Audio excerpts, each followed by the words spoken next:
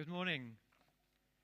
I'm Werner Alberts. I'm the Managing Director of Capital International Bank. I've lived in the Isle of Man for 11 years now. I still have my South African passport, but I do have a British passport as well. I've gone for speech therapy for 3 years now, but I can't get rid of the South African accent. So apologize, I know it resonates here, but it's still sometimes off-putting where I go offshore. It's a brilliant opportunity to be here with you today. Although Capital International's celebrating their 30th year, Capital International Bank is celebrating its 5th year in business at the end of this month. And it's indeed been a roller coaster ride in the last 5 years to start up a digital corporate bank from scratch. It was the first bank that was started in the Isle of Man in over 30 years. And for us to start it with a shoestring budget was amazing, and to get this off the ground. Now, the roller coaster that you see here isn't just about the ride we've gone through for the past 5 years. It's also talking about what you'll be very familiar with as the loop structure. Now, this year is also the 5th year of anniversary of South African Reserve Bank permitting legitimate loop structures. Ulrich spoke about the importance of doing things in the right way. From 5 years ago, you no longer needed an uncle in the offshore world to be owning a structure that actually invested back into South Africa. You can now legitimately do a loop structure. So just to remind you what a loop structure is about, it is about a South African tax resident, whether you are an individual, a trust, or a company, setting up an offshore structure that invests back into South Africa. And you might say, well, why would I want to do that?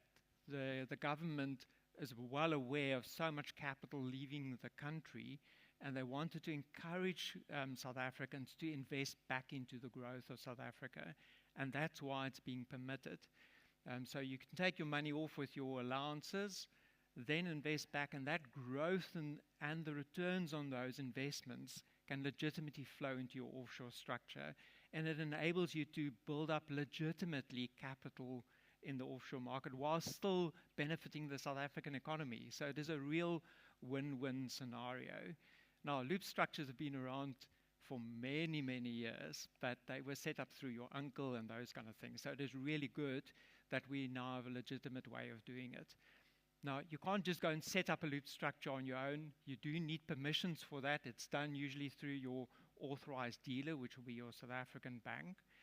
But you also need good tax advice around that, because a loop structure doesn't get you out of the tax network at all. It's not what it's designed for.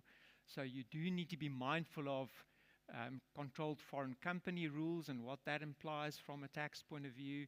You also need to be considering things like double tax agreements with other jurisdictions. So when you pick a jurisdiction of where you're setting up your structure, you need to carefully consider all these things. And like most of you that do invest offshore, these things don't come for free. So you do need to consider the administration costs and the burdens of the jurisdictions where you'll be setting all of this up. Now, as a bank, we can't advise you on that, but there are really good advisors like Ulrich that help you to set this up. Now, you might be saying, well, why are you talking to us about this as a bank? The reason for it is that whenever you do something in the outside world or the international world, you do need a bank account. You know, banks still have a role to play, that we move the money around. There are very few international banks that understand a loop structure. And they look at this thing and saying, well, this makes no sense to us. Why are you sending money out and then it just comes back in this loop? As a bank linked to South Africa, we understand loop structures really well. We onboarded a loop structure for a major life insurance group last year, and our teams have been properly versed now on the structures and what to look out for in the onboarding and the operating of the bank accounts for these things. So if you are considering a loop structure, again, please go and talk to your local advisor. But if you need a bank, you know you can come and talk to us. It does not mean that the structure has to be set up in the Isle of Man. The version that we onboarded had a structure in Guernsey and in Cyprus, and we were able to provide the banking into those jurisdictions. So again, please speak to people like Ulrich. They are really able to help you with this setup. And then from our side, it's the transactional banking, the foreign exchange piece, and also the management of the cash that we can provide you with solutions. Now, we spoke so much about AI and digital banking. AI is really transforming banking. These are two of my colleagues that were doing a line dance demonstration for us in the office. Now, first, I just want to give you comfort that although AI is transforming banking, we have a very clear mind that we're still dealing with human beings. And I had a fantastic experience lately, and I say fantastic because I saw the bad side of AI, where a client was sending money using a new digital bank. International payments are still horribly complex. They go through so many chains before the money arrives at the destination. The money got stuck in the chain somewhere, and the client, who's also a client of ours, said, "Where's my money?" I said, "Well, I can't help you. You need to go to the sending bank, which is this digital bank. They need to sort it out." They were caught up in a bot.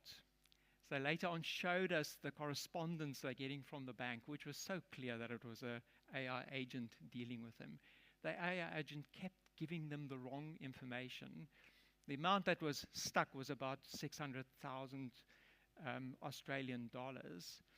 The client became very anxious. Eventually, we had to advise them to lodge a formal complaint with the regulator of that bank, which took another 2 weeks before they got a feedback on that side. That still didn't quite help. They had to appoint lawyers, which cost them a lot of money to get the bank to react. A month later, that bank eventually got a human being to deal with the case, and the case was resolved within 2 days. So I'm saying that to you because it's critical to me. These are my real colleagues. It's not the two bots that you saw.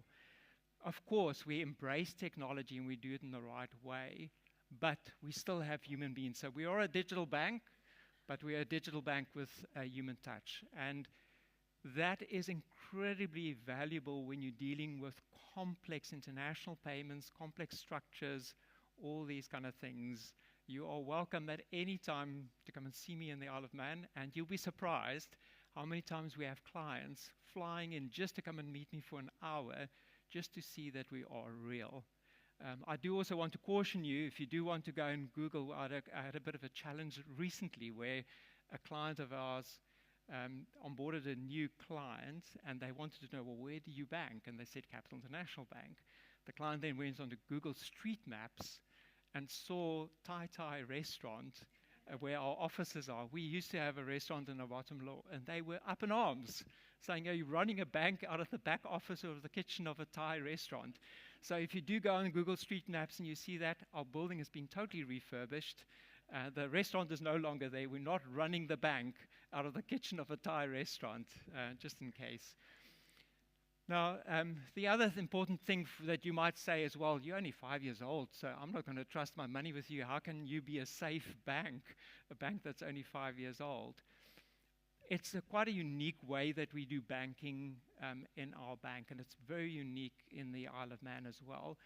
And the way we protect our clients, obviously we're regulated, we have capital and all those kind of things, but we do deal with clients that give us large amounts of money. And they do that because of the fiduciary banking that we do in our business. So how that works is that large amounts of money don't sleep on our balance sheet at night. Large amount of money sleeps in what we call fiduciary accounts, which are held directly with very large banks in the UK. That money is instantly accessible by you. So the next morning you need to make a payment. You move the money into our transactional accounts and you process your payments. But you never have to lose sleep to say, oh, well, what's going to happen to Capital International Bank tonight? Because it all sleeps in a fiduciary account. Your exposure is to highly rated banks. Now, a client said to me, well, that's all good and well, but I'm still not sure that I can trust that. So we went one step further and got S&P Global Ratings to rate those products for us. These are our fiduciary accounts that are held in GBP, euros, and dollars, and they've given us a rating of AAA for those funds. So if you don't believe me, you can believe Standard & Poor's that your money is really safe when you do bank with us in our fiduciary banking accounts.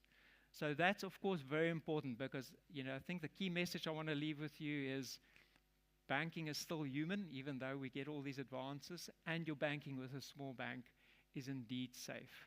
So if you have any requirements around offshore banking, please feel free to contact us, and you will be dealing with humans to take you through the process.